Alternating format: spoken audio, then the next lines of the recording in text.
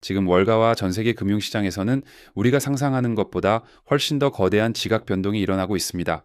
단순히 비트코인이 얼마를 찍었다, 리플이 얼마 올랐다 수준의 이야기가 아닙니다. 리플의 CEO 브래드 갈링하우스가 바이낸스 블록체인 위크 무대에서 충격적인 발언을 쏟아냈습니다.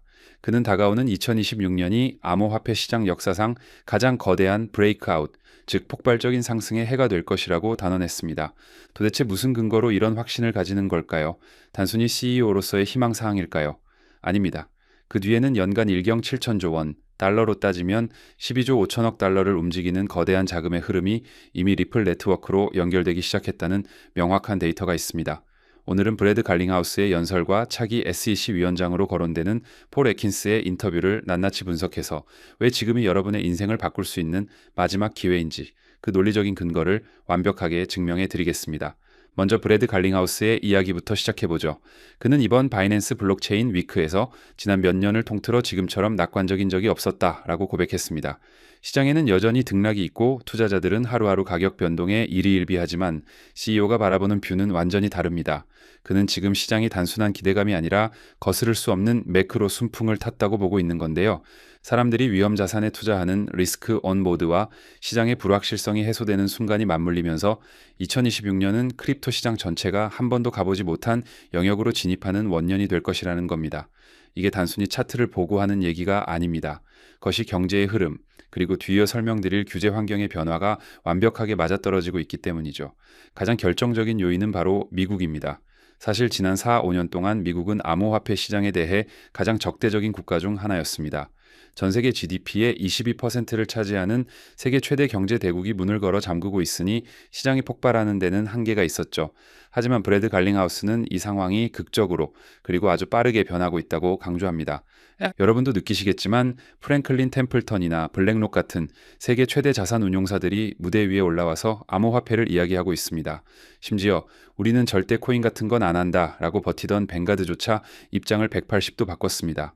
거대한 자본을 움직이는 큰 손들이 이제는 암호화폐를 무시할 수 없는, 아니 반드시 포트폴리오에 담아야 하는 필수 자산으로 인식하기 시작했다는 겁니다. 미국이라는 거대한 댐의 수문이 열리기 시작했다는 뜻이고 이 물결은 그 누구도 막을 수 없습니다. 그렇다면 기관들은 구체적으로 어떻게 움직이고 있을까요? 여기서 아주 흥미로운 비유가 나옵니다. 바로 기어가고 걷고 뛴다는 단계론인데요. 리플은 최근 히든로드라는 회사를 인수해서 리플 프라임으로 이름을 바꿨습니다. 그런데 이 인수 이후 비즈니스 규모가 불과 몇 달 만에 3배나 폭등했다고 합니다. 이게 무슨 의미일까요? 그동안 규제가 무서워서 혹은 확신이 없어서 망설이던 기관들이 리플의 인프라를 통해 시장에 진입하기 시작했다는 겁니다. 처음에는 조심스럽게 테스트만 해봅니다. 이게 기어가는 단계죠. 그러다 수익이 나고 시스템이 안정적이라는 걸 확인하면 걷기 시작합니다. 그리고 옆 동네 은행이 경쟁사가 이 기술을 도입해서 막대한 비용을 절감하고 수익을 내는 걸 목격하는 순간 그때부터는 죽기 살기로 뛰게 됩니다. 생존의 문제가 되기 때문이죠. 브래드 갈링하우스는 지금 기관들이 기어가다가 막 걷기 시작하는 단계라고 보고 있습니다. 본격적으로 뛰기 시작할 때 가격은 이미 우리가 쳐다볼 수 없는 곳에 가 있을 겁니다. 오늘 내용 중 가장 충격적이고 중요한 데이터가 바로 여기에 있습니다. 리플이 최근 G트레저리라는 회사를 인수했는데요. 이 회사가 어떤 곳인지 아십니까? 전 세계 1000대 기업의 자금 관리를 돕는 곳인데 이 시스템을 통해 움직이는 돈이 연간 12조 5천억 달러, 우리 돈으로 약 1경 7천조 원에 달합니다. 인수가 완료되자마자 G트레저리의 기존 고객사들이 리플에게 문의를 쏟아내고 있다고 합니다. 우리도 스테이블 코인 쓸 수 있냐? 리플 기술 쓰면 더 빨리 보낼 수 있냐? 라고 말이죠. 하루에만 340억 달러, 약 45조 원이 움직이는 이 거대한 파이프라인이 이제 리플의 블록체인 네트워크, XRP 레저와 연결될 준비를 마친 겁니다. 생각해보세요. 하루 45조 원의 자금 중 단 1%만 XRP나 리플의 스테이블 코인인 RLUSD를 통해 이동한다고 해도 그 유동성은 상상을 초월합니다. 이게 바로 리플이 그리고 있는 큰 그림입니다. 단순히 개인들이 사고 파는 코인이 아니라 전 세계 기업 자금의 혈관이 되겠다는 것이죠. 결국 핵심은 유틸리티, 즉 실사용입니다. 브래드 갈링하우스는 아주 쉬운 예시를 들었습니다. 여러분 예전에 문자 메시지 한 건 보낼 때 20원, 30원씩 내던 시절 기억나시죠? 200건 넘게 보내면 요금 폭탄을 맞기도 했습니다. 하지만 지금은 어떻습니까? 카카오톡이나 왓츠앱으로 수천 건을 보내도 공짜입니다. 데이터 기반으로 바뀌었기 때문이죠. 지금의 국제금융 시스템이 딱 옛날 문자 메시지 시절과 똑같다는 겁니다. 50년도 더 된 낡은 스위프트망을 쓰느라 느리고 비싸고 불편합니다. 리플과 블록체인 기술은 이걸 몇 초 만에 그것도 1센트도 안 되는 비용으로 해결해 줍니다. 기업 입장에서 비용을 획기적으로 줄여주는 기술이 나왔는데 안 쓸 이유가 있을까요? 없습니다. 이건 선택이 아니라 필수입니다. 투기적인 거품이 거치고 나면 결국 세상을 바꿀 진짜 기술만 살아남는데 리플은 그 중심에 서 있다는 것이죠. 이런 실사용 가치는 금융 상품으로도 연결되고 있습니다. 최근 출시된 XRP 관련 ETF 상품들의 성적표를 보면 입이 다물어지지 않습니다. 출시 두세 주 만에 무려 7억 달러, 약 1조 원 가까운 자금이 쏟아져 들어왔습니다.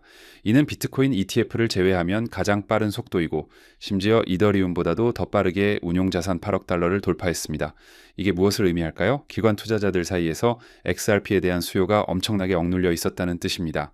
사고 싶은데 규제 때문에 못 샀던 펜트업 수요가 ETF라는 합법적인 통로가 열리자마자 폭발한 거죠. 더 놀라운 건 지금 전체 ETF 시장에서 암호화폐 관련 ETF가 차지하는 비중은 고작 1에서 2% 수준이라는 겁니다. 브래드 갈링하우스는 내기라도 하겠다며 자신감을 보였습니다. 2026년이 지나면 이 비중이 훨씬 더 커질 것이라고요. 1%에서 3%, 5%로만 늘어나도 수천조 원의 신규 자금이 시장으로 밀려 들어옵니다. 그 수혜를 가장 크게 입을 자산이 바로 XRP라는 건 데이터가 증명하고 있습니다. 여기에 기름을 붓는 소식이 하나 더 있습니다. 바로 미국의 차기 SEC 위원장으로 유력하게 거론되는 폴 애킨스의 발언입니다. 그는 폭스 비즈니스와의 인터뷰에서 현재 SEC의 행태를 아주 강도 높게 비판했습니다. 규제기관이 혁신을 가로막고 서 있어서는 안 된다라며 미국을 다시 금융혁신의 최전선으로 돌려놓겠다고 선언했죠. 특히 그는 은행과 증권사들이 모든 자산을 토큰화해서 블록체인 위로 올리는 시점이 10년 뒤가 아니라 불과 몇 년 안에 올 것이라고 예측했습니다. 규제 당국의 수장이 될 사람이 이런 마인드를 가지고 있다는 건 천지개벽할 일입니다.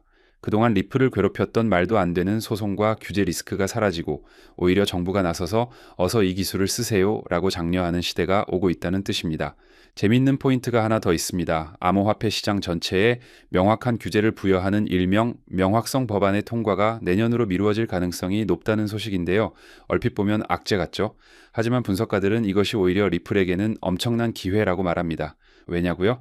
리플은 이미 긴 소송 끝에 법원으로부터 증권이 아니다라는 명확한 판결을 받은 거의 유일한 알트코인입니다.